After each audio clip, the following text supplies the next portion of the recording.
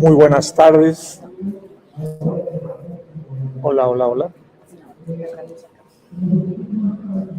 Gracias. Muy buenas tardes. Thank you very much to Global Justice Now and Nick Galvin for the very kind invitation. And muchísimas gracias a la ministra de Medio Ambiente de Colombia, muy respetada, Irene, mi querida. Bien, muchas gracias a toda la mesa y a toda la audiencia. Thank you very much for everybody who is attending this conference. My name is Raúl Gabriel Benet, and well, I will be presenting a particular case in which, the Colombian government as well know very well that kind of thing because we share that problem between Mexico and Colombia and Mexican. First of all, I need to say that the countries cannot fulfill the Paris Agreement nor the national determinant contributions while we remain bounded to the investor-state dispute settlement mechanisms, the ISDS mechanisms. We cannot fulfill, the countries in the global south are bound to this system, and that imposes, and it is a reality. It's not only something like we feel that it makes it difficult. No, we are facing it in a very rude manner. How the companies are really suing the countries, in particular my country, Mexico, for issues that are absolutely mandatory from the Paris Agreement and from the point of view of our national determinant contributions. The Paris Agreement asks us to protect ecosystems, to reduce emissions, to defend biodiversity, guarantee a just transition, and to observe and to respect communities. All of that is in very concrete manner opposed by the mechanisms that are signed in the free trade agreement that we have, in particular with the United States and with Canada. It's brutal, believe me, how it works. We have many cases. Mexico is the third country in Latin America with number of demands, the fourth in the world.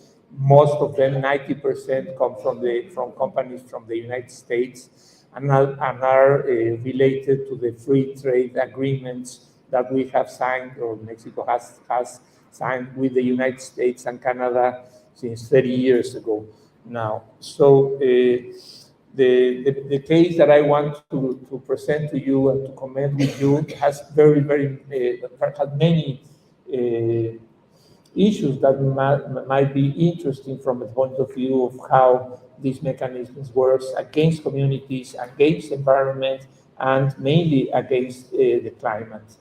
There is a company, is the biggest, the giant of asphalt in the United States. It's Vulcan, is the name of it. It's a giant, and it is growing fast. And one of their main sources of material comes exactly from the Caribbean, from Mexico, from a very, very pretty place in the world that is the Caribbean, the Mexican Caribbean. There is where this mine has their main, not the main, but one of their main sources of material. They sell it for roads, for airports, for hospitals, for headquarters, military headquarters in the United States. Is the biggest company of asphalt in the United States, and obviously is politically very, very, very powerful. Cement and that kind of materials that, when they are so big, so huge, are very much related also with power, and that is the case. No? So this company came to Mexico around 35 years ago, or a little bit more, and they got the land in a very corrupt way. It was what we call tierras nacionales, national lands. That is a very particular way of land right in Mexico. It belongs to us, to the citizens. and in a very corrupt way they got the land because it is possible to buy it. Well, it was possible, now it's not that easy, but it was possible to buy it. And then they were, for instance, in this process in which they got the land, they had the person who was the responsible, the chief of the company, the consejo, the administration manager of the company became the main advisor of the president in 1996 to 1990 to the 2000, and that's the way they moved decrees, they moved protected areas, they moved laws, so they got the permit. The permit is very, very corrupt. Was that the origin? I could talk a lot about the corrupt origin of this, but then they got an environmental impact assessment authorization. Very easy because they just really gave it, but it had some conditions, and all those conditions were violated systematically by the company during the last 25 years. Well, the last 20 years, because it has been closed for 4 years now. Vulcan, the name of the mine in Mexico is Calica. We know it as Calica, but the company in the United States is Vulcan. Well, so after the first 25 years, it was supposed to get into an end. The first authorization, they were supposed to be allowed to get another authorization if they observed all the conditions, but they didn't. They didn't observe any one of them. So well, they didn't get the new authorization. It's important to say that during all these years we have been struggling. The community, when I mean me or we, where I really mean the community that are around the mine, has been trying to shield the mine for health issues, for environmental issues, for human rights issues, for many things. It was not possible, but until 2011, when the constitution changed, and we were able to file a class action. We didn't have class actions before. So then we began to get organized, even when we tried before that. Only recently we were recognized as, or we were allowed in the national system to file a class action. This is important because the company, well, I need to say that the company the mine was closed by the Mexican government after mobilizations, community mobilizations, and after the Ministry of Environment and the Authority for Environment found that it was really, really violating all the Mexican laws, and then they were closed, una clausura, closed, well, they were legally closed, and then they filed against Mexico inside the World Bank, in this mechanism, the World Bank, we call it in Spanish CIADI. It's this mechanism, the tribunal in Washington, in which a group of attorneys that are private attorneys are appointed to evaluate what is going on. And then so this company filed a demand against Mexico, that is the amount is several times the amount that, for instance, we devote, or the Mexican government has, for all the protected areas, for all the vigilation all around the country. It's almost all the budget of the Ministry of Environment, if we don't consider water, because water is part of the ministry, but it's huge. So the amount of money that is around $2,000 million, those millones, $2,000 million, that's what they are suing Mexico. No? So the reasons they claim, one of them is that the Mexican government expropriated their land. That is absolutely false. Even when the origin is very corrupt, the Mexican government is respecting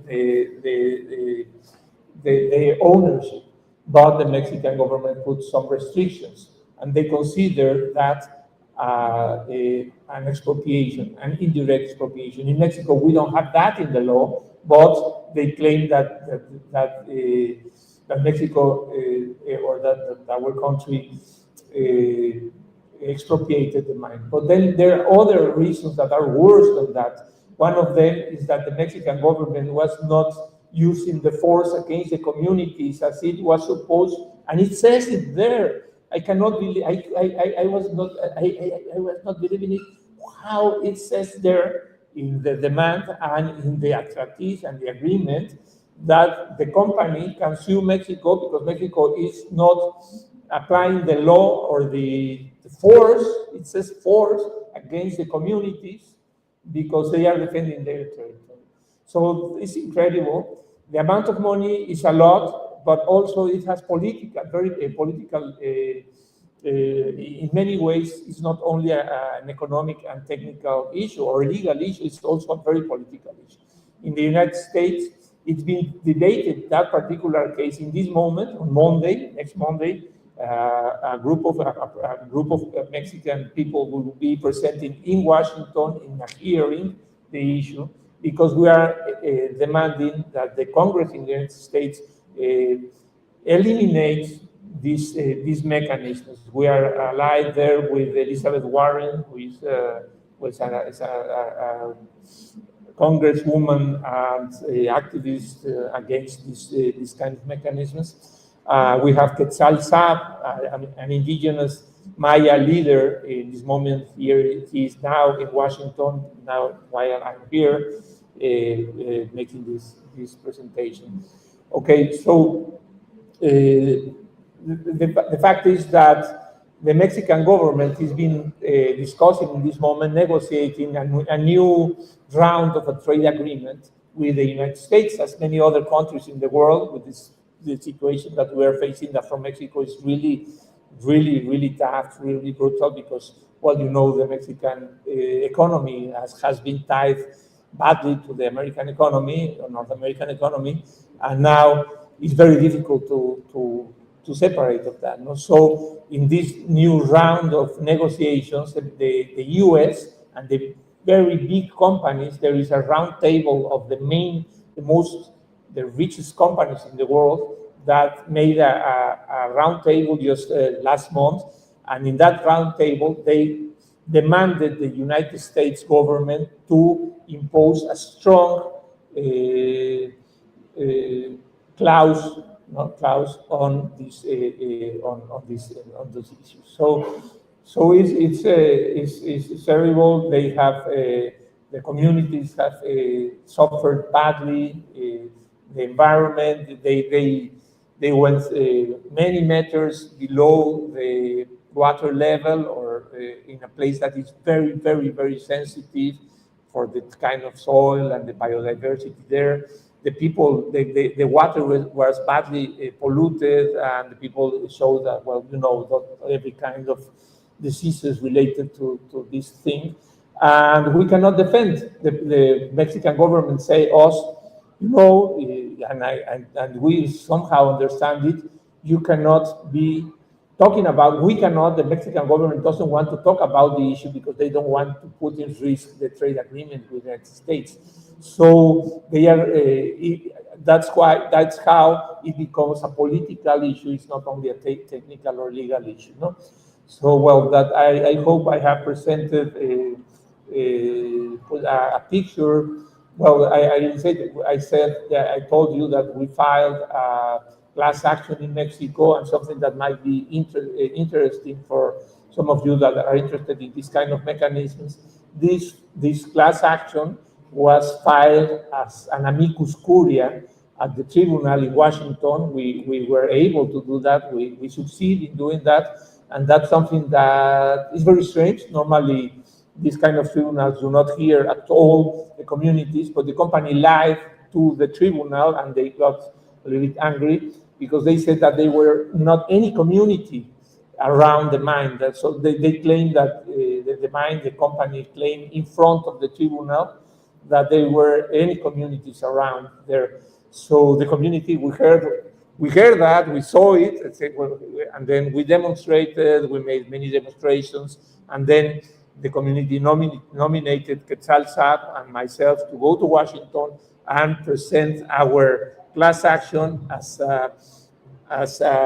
the content of an amicus curiae. And very, very strange because, well, we didn't know because we are not experts in the issue at all, but now we know that this is really a strange case. So it's something to study, it's a study case.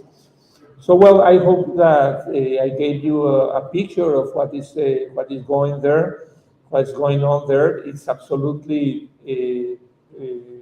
mandatory for us as country, as communities, to stop this kind of mechanisms are really abusive about our countries, our communities, our environment, and is really an enemy of the climate, because we cannot adhere to our commitments because we know we are going to be sued. Now that they are discussing this new trade agreement, that is something that we really are struggling not to sign from Mexico. No? Well, I hope you find this clear. Sorry for my English, that is really tortuous.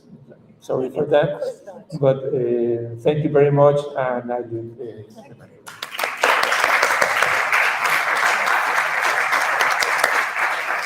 Gracias.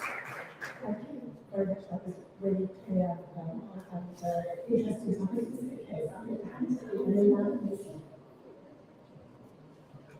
Amigos, colegas, friends, thank you very much for this invitation. I think it is a subject that comes in a very timely moment and in a very special place as well, because we are talking from the heart of the Amazon. And we are also talking from a place that has taught us what revolution is about and how much we have to fight in order to get justice made. So I am going to talk from the perspective of Colombia and sharing a little bit of our position and some of the cases that have been very pressuring to the Colombian state.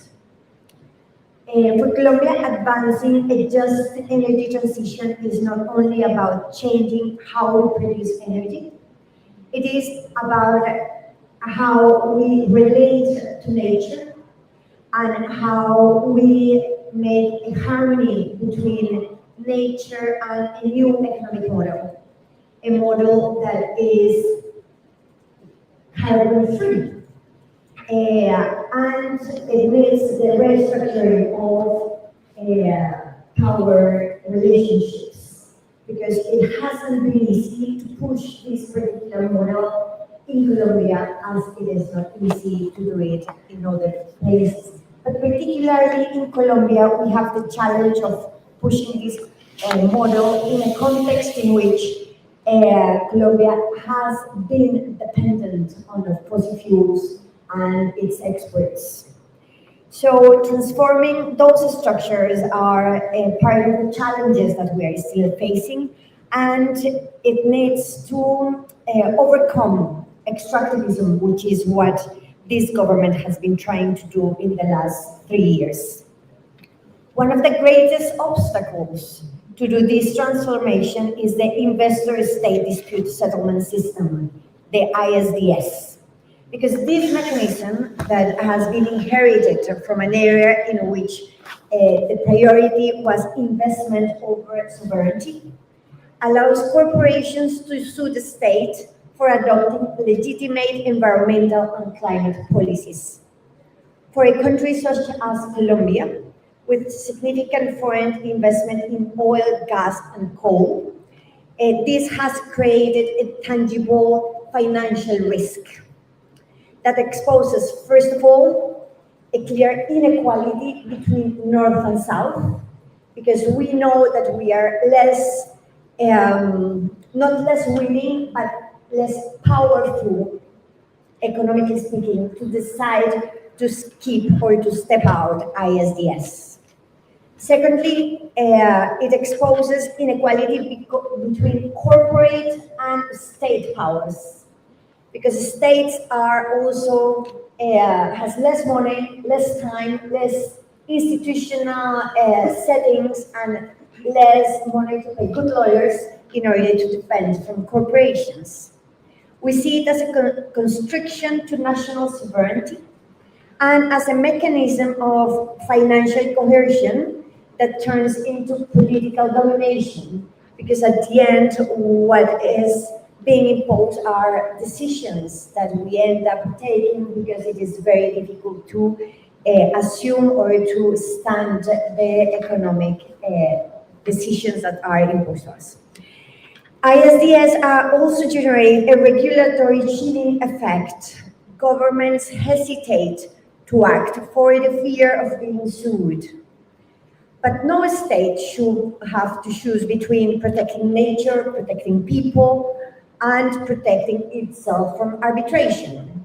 Defending our páramos, for example, in Colombia, or our Wayuu communities in the Guajira and the Cesar, or our rivers, our forests must never be punished.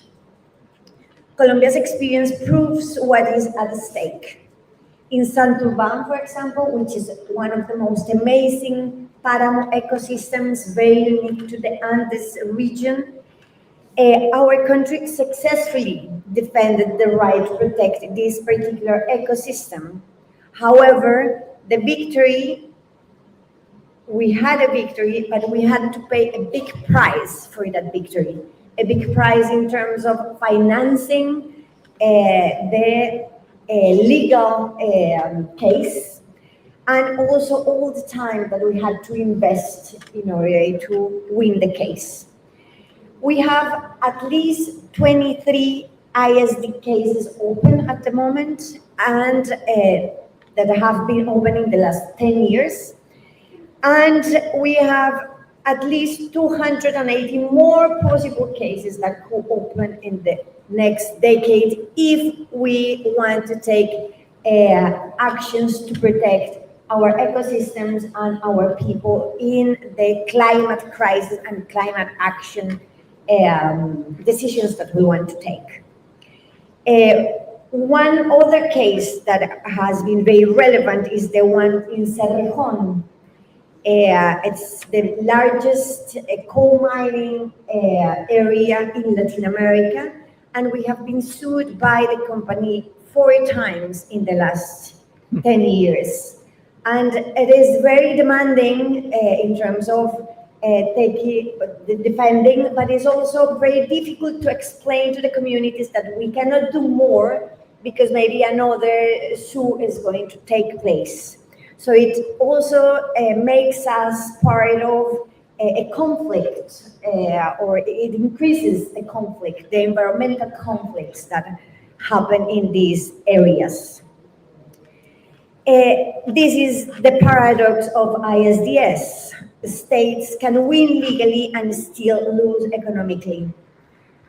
That's why to achieve a truly just transition, we must reduce these legal cases and the financial barriers to take climate action. Protecting our people, our workers, our ecosystems, our territories from the impacts of fossil fuel and coal mining dependence also means to protect the state to regulate in the public interest. I think this is what is at stake, that we need to make sure that the states are free enough to be sovereign. What is a state if it cannot exercise sovereignty?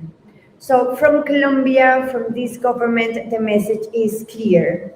We are calling for a global conversation to reform the investment regime in line with climate justice and with human rights.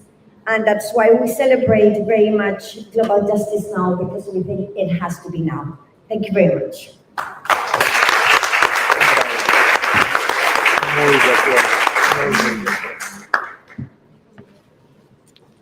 Thank you very much to all of the panelists.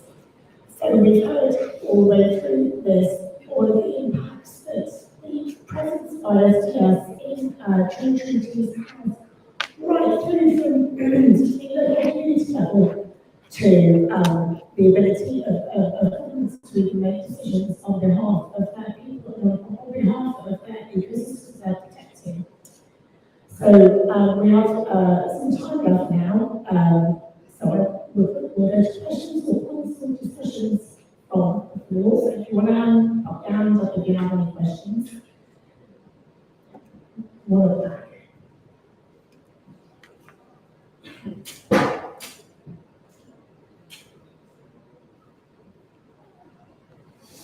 Hello, Matthias. I want to ask you, how practically the European Union would withdraw the treaty agreement on ISDS. How practically was this realized? And the second question is how the ICJ could help to develop this capacity from ISDS. Thank you. Thank you. I'll take another question and maybe the first round. Thank you so much. I'm Alexandra, I'm a journalist from Germany. I'm focused on climate law and Latin America and Colombia. So my question would go to the Minister in days. You announced, I believe it was yesterday, a fossil-free Amazonian region in Colombia. And we heard about the study which was released, I think it was a week ago, or at the beginning of this week, which kind of made it show the data of many possible fossil fuel projects in Colombia being kind of protected by ISDS. So my question would be, don't you expect some kind of backlash, or put it the other way, how are you going to put through the fossil fuel-free Colombian Amazon with this threat of ISDS moving in the background? Thank you so much. Thank you. Is there any more questions for this particular round? Okay, now I'll come to the panel. And for the question about Europe, treaty agreement, I think that might be clear. Something to add as well, but in terms of how, it was a huge amount of public pressure over many, many years from citizens of Europe. And I think that pressure started, the focus on ISDS started in terms of our concern, our solidarity concern with the communities that have been spoken about in the global south. But as I say, I think it was about 10 years ago where we started to see these cases being brought to Europe too. And of course that allowed us to make a much broader argument to the European public about climate action and frankly about sovereignty. And really, it was when those cases became public in countries that you saw just a huge switch of opinion in countries. Because, look, I think, and this is one of the reasons we wanted to bring this issue here to the top, where when you talk in trade and investment seminars, conferences, summits about this kind of thing, they kind of shift. There's an assumption this system exists and why you're complaining about it, it's already existing. I think when you bring it to anybody else, they're absolutely horrified. I mean, they hardly believe it exists.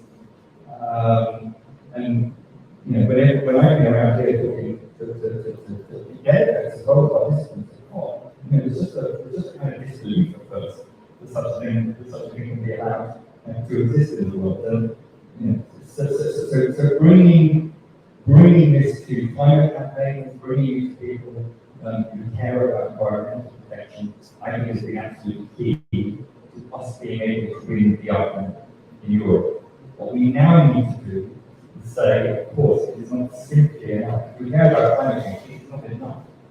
Simply to limit this system in Europe. We have to limit the system globally. And I think there's something really important there, and Eliza, you had special rapporteurs at the today or up in our session yesterday, which is that many Western governments, my own included, they see the concerns around this. Of course, they don't want to assume because of policies that they're taking at home, but they don't fundamentally understand the problem with an investment system that was created to give far too much weight to investment interests and far too little weight to any other interests that we may have as citizens of our countries. But that's at the heart, right at the heart of the investment system. And because they don't see that, what they're trying to do is tweak ISDS as little as possible so that they stop getting sued, but the rest of the investment system stays in place. And what I'd like to say yesterday is, no, in a world where we are trying to limit climate change, in a world where we're trying to stand up for human rights, everything else that we care about, that's not enough. We need to fundamentally rethink how our investment system works and change the objectives at the heart of it.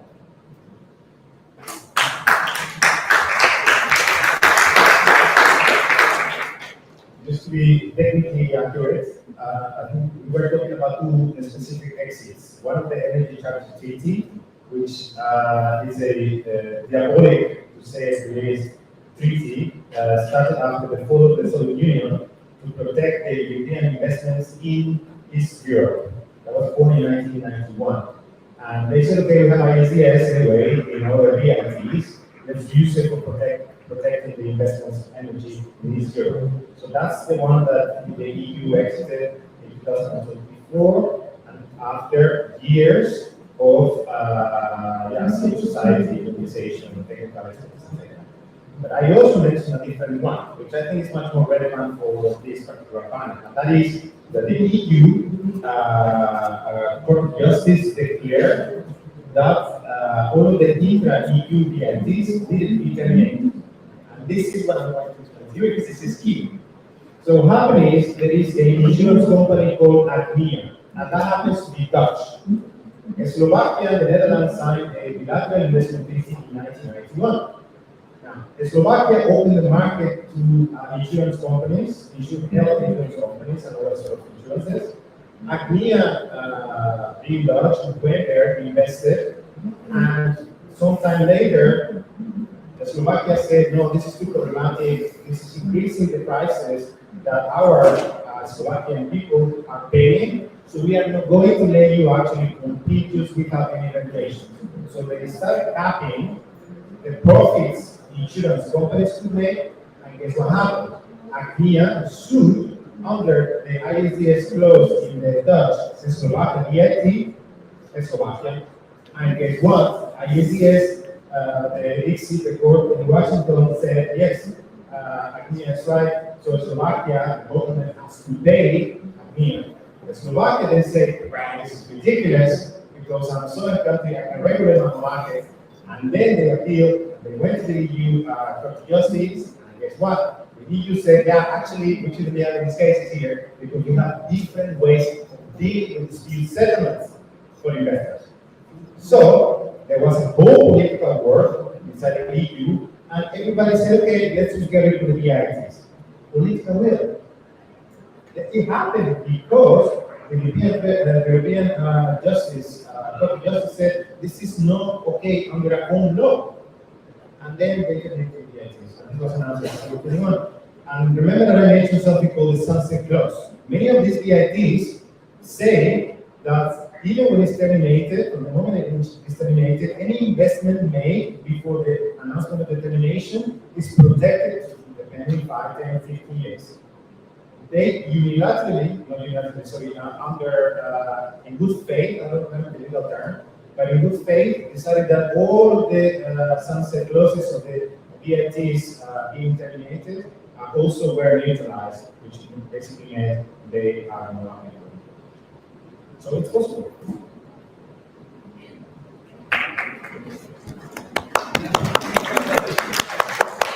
Thank you. The next question. Thank you very much for the question. I think the question exposes the paradox, because the Colombian government is taking a very bold decision, very brave.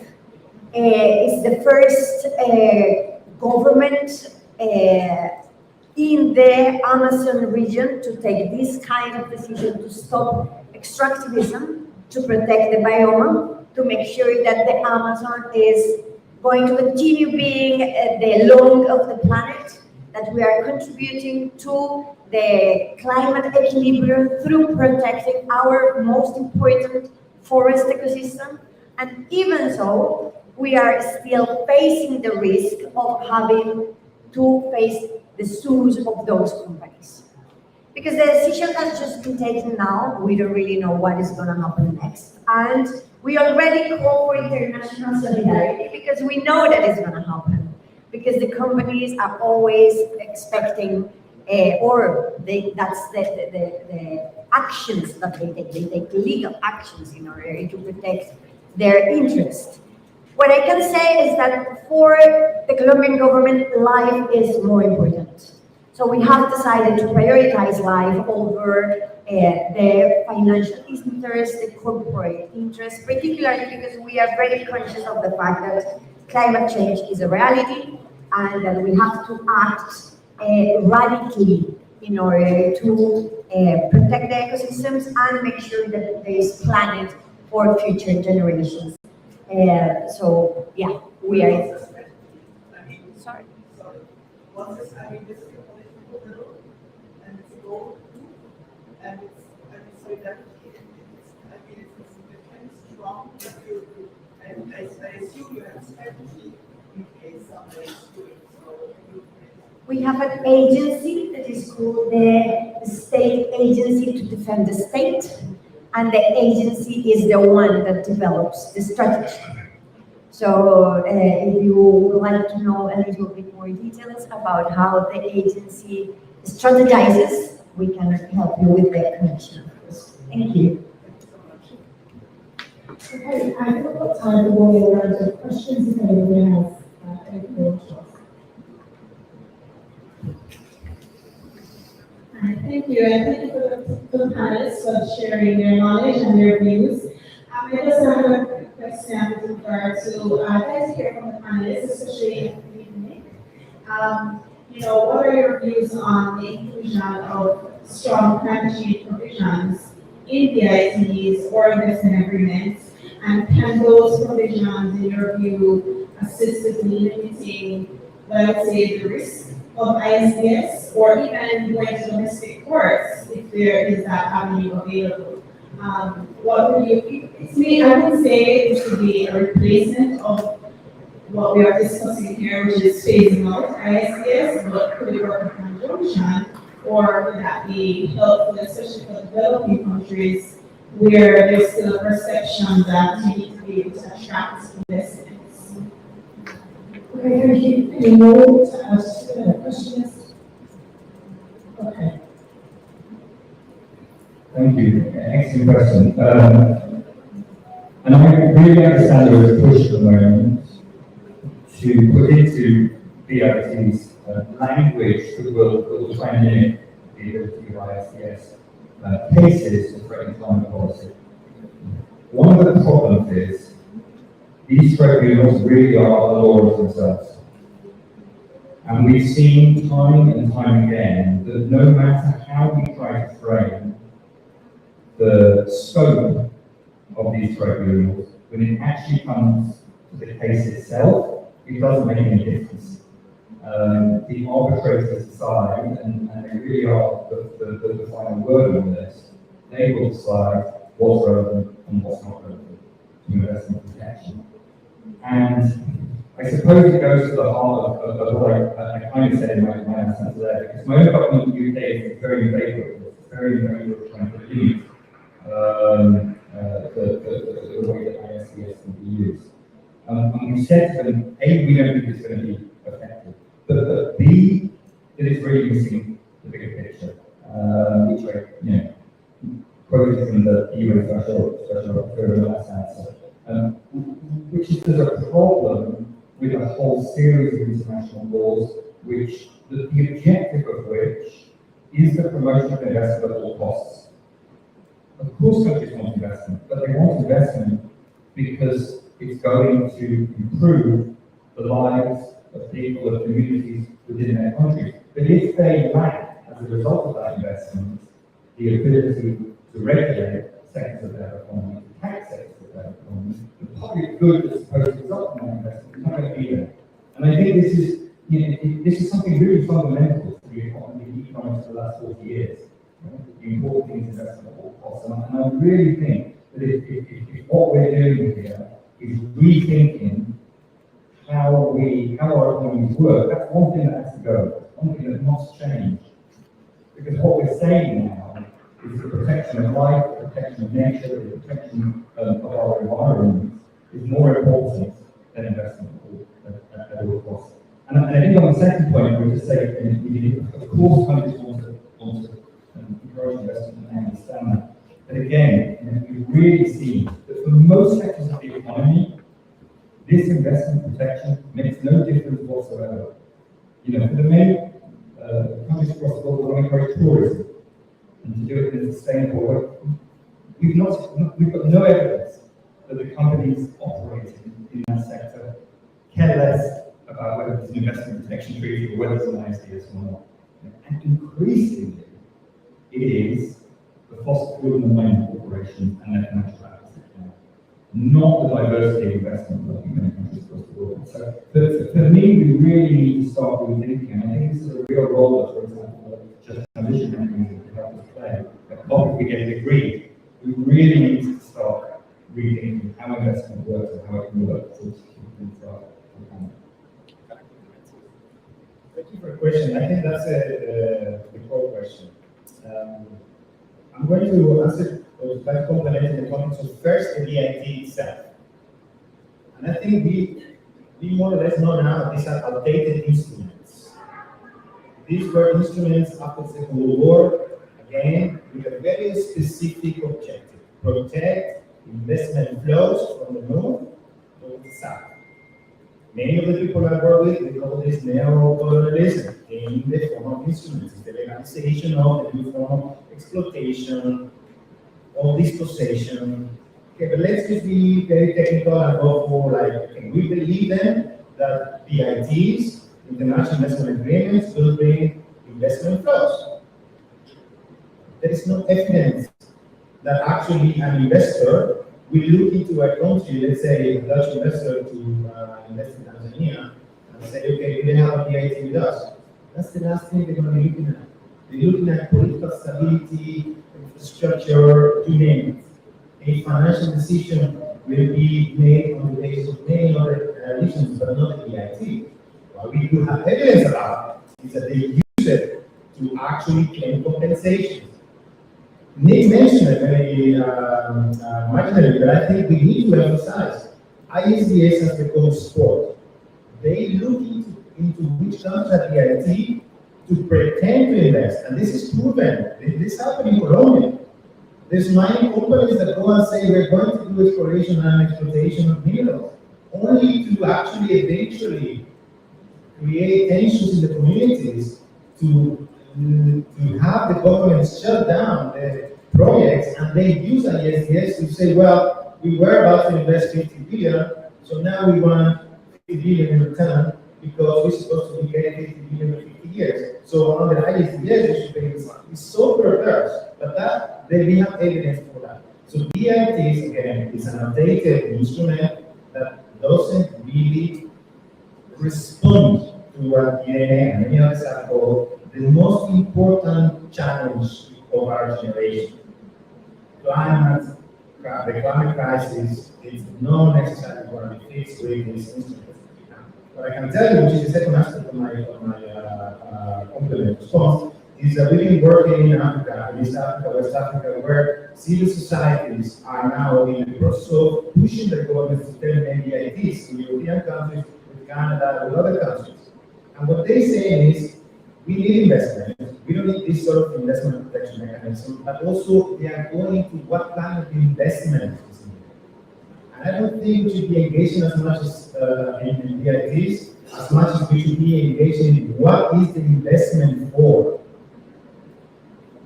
And if a BIT is going to be that one, that instrument that we all come up with, and that is the one that is going to guarantee, then so be it. But as of now, there is no interest in European countries that are renegotiating BITs to get rid of the ISDS clause in the new draft text. They do recognize women, and this is very ridiculous to be honest, but they do say, okay, well, actually women have an economic importance in the activities, so we are going to put it in the contract. but they don't have any binding clause that if a company investor does harm to women, they are liable.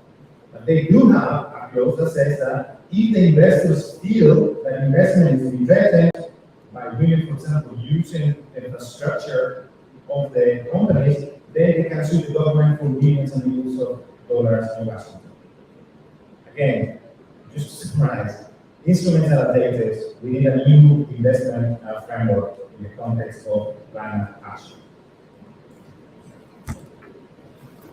Thank you. I'm just going to ask if anybody else on the panel wants to make any contributions on those questions. I'll go one more time if there's one last question from anybody in the audience. Okay. One last question. Hi, thank you so much.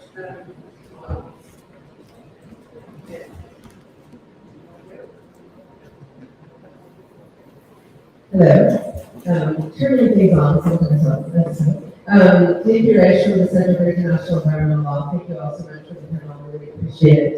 I just have a question if any of the panelists wanted to speak to openings for coordinated plurilateral approaches by states to exit from the ISDS system, to adopt provisions, subsequent agreements that can actually enable states to circumvent and no longer be subject to the system of legal threat for undertaking action in line with their legal obligations. And just to lift up the question that was asked before about the ICJ advisory opinion that I think really is helpful in this context because it clarifies the state's legal duty to regulate, that it's not merely a political option, but a legal duty. So these ISDS cases are actually allowing investors to sue states for taking action that they have a legal duty to undertake to protect the environment and people. So thanks so much.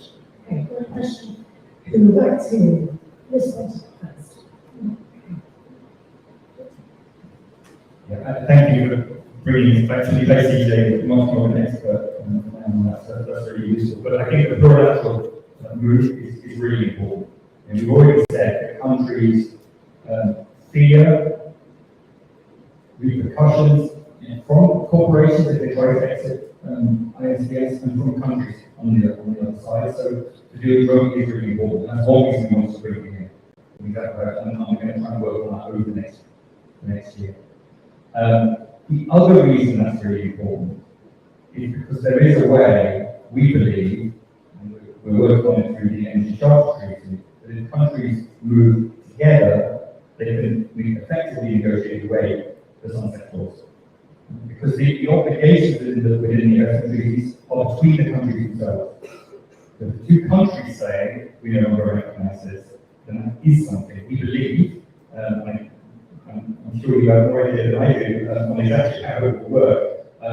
But if that's the case, then that does terminate the fact that you have 20 more years of these cases, because that sunset clause is a major disincentive.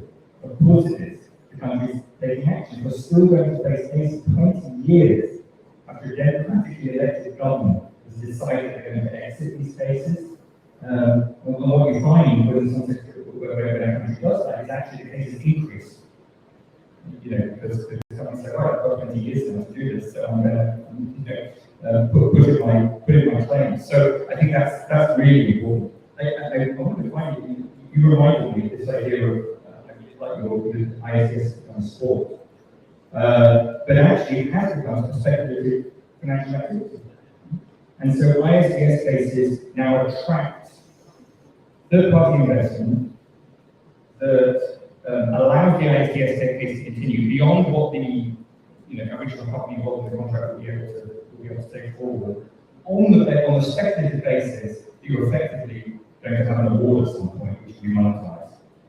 Speculative asset class.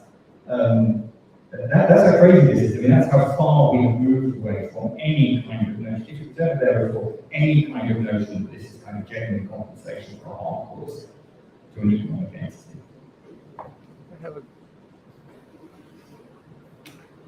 I have a question for you. for the table as well.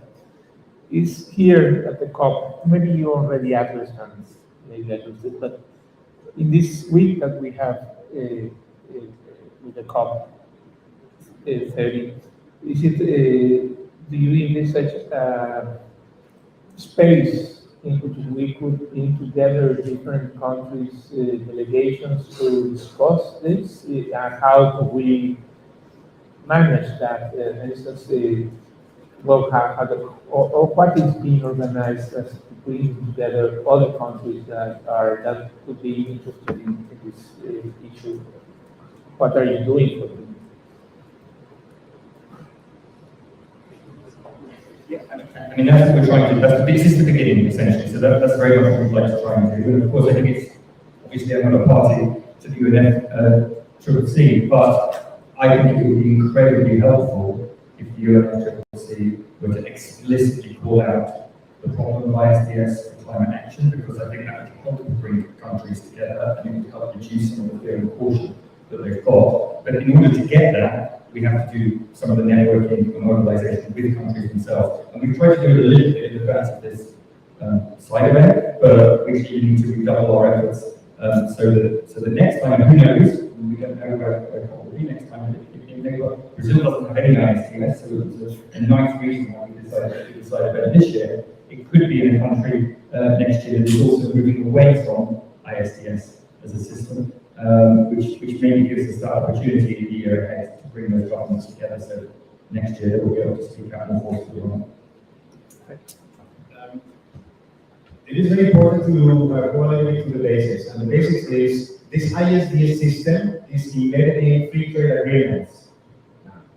Free trade, an agreement between two countries to lower tariffs and talk about how they can facilitate exchange of goods and services. Fast forward, they started adding chapters to this free trade agreement, and one of the chapters is investment protection, investment facilitation. This wasn't the case, but modern free trade agreements, 99% of them will include an investment chapter, and there the ISDS clause will come. Yeah. In addition to that, we have BITs. So this is it's a big system. People working against ISDS actually we barely look into the COP because we're working against free trade agreements and investment deals in different policy spaces. For example, the WTO. For example, the UN, the UNCTAD. But then, last year, for the first time, three of the not so good friends, namely the World Bank, the FMI, and the WTO, announced at the COP a World Trade Day.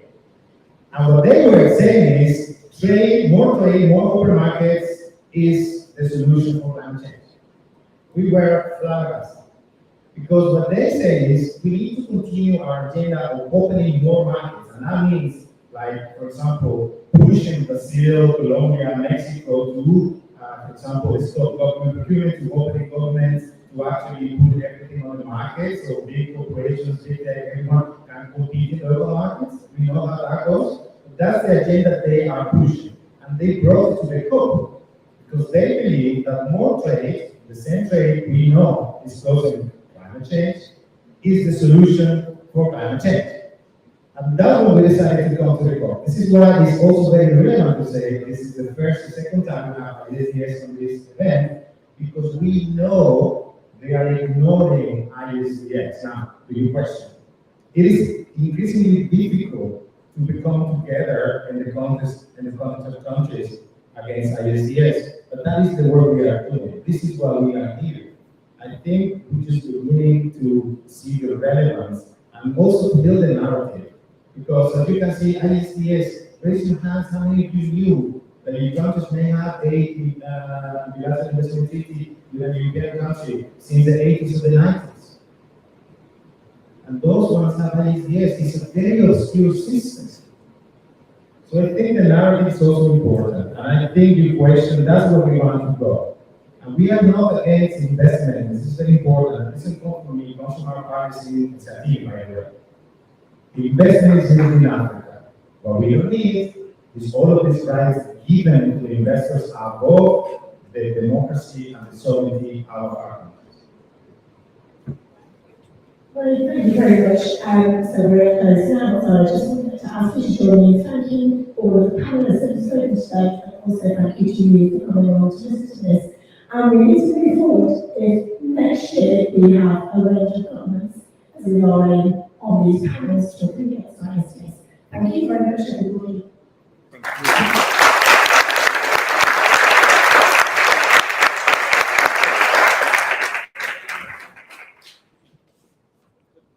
you.